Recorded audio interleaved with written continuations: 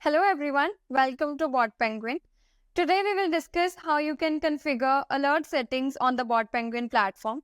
Alerts feature is used to notify you about the new leads that are the users that are interacting with your website chatbot. To configure your chatbot's alert settings, you have to select your website chatbot from this list. I am selecting this for now. From the website chatbot settings section, you can customize the design of your chatbot. You can configure some general settings from this section. You can configure the alert settings. You can configure the trigger settings of your chatbot.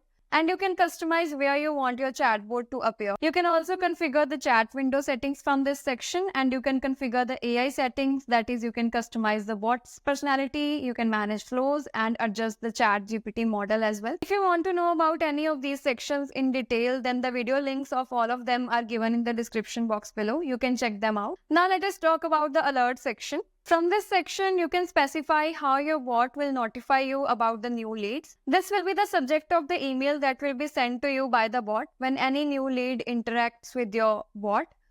You can also edit this subject from here. For example, I don't want this, so I am removing this from here. To receive the email notifications, you have to keep this button enabled.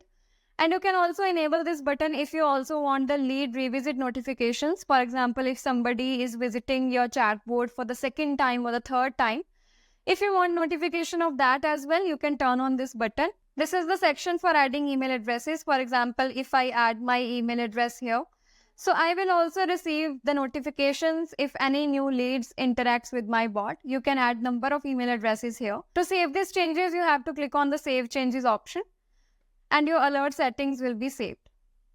As you can see, the alert settings have been saved successfully. So this was all about the alert section. If you need any help, you can refer to our help documentation. The link of the same will be provided in the description box below. Thank you.